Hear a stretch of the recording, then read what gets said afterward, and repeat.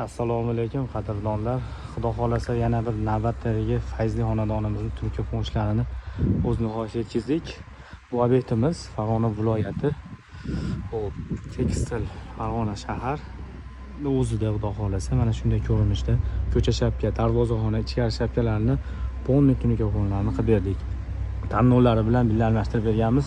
Xudo xolasa videoni oxirigacha kuzatinglar. Bu obyektimizga qancha tunga ketganini videoni oxiriga aytib o'taman. Hali ham obuna bo'lmagan bo'lsangiz, obuna tugmachangiz boshi esdan chiqmasin. Xo'p do'stlar, ana ko'rib turganlaringdek 15 metr uzuni, yana 5-10 bo'lgan darvozaxonasini mana shunday ko'rinishda chiroyli qilib bitkizib berganmiz. Hozirgi kunda trendga bo'layotgan arka fon fasonini, delali fason deymizmi? Xudo xolasa mana shunday idealniy bo'lib bitkizib berganmiz.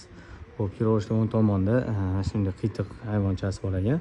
Buni ham xudo xolasa ana ko'rib turganlaringdek chiroyli qilib tunkadan shipka qilib bitkizib berdik.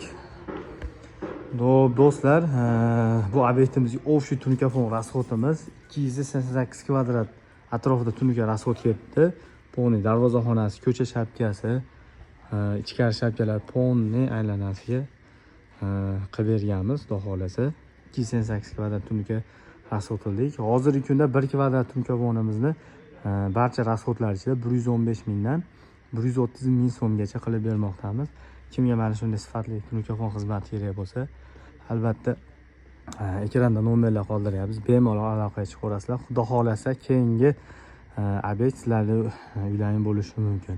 Bu videomizni tunka fon qildirmoqchi bo'lgan tanishlaringga albatta jo'natib qo'yish esdan chiqmasin. Xo'p do'stlar, ko'rib turganlaringdek oqqa mokri rang aralashtirgan holda mana shunday ko'rinishda qilib berganmiz. Polniy aylana shapkalarni ham qilib berganmiz. Mana yaqinlashtirib ko'rsatib o'tamiz. Xudo xolasa idealniy bo'lib, chotki bo'lib bitdi.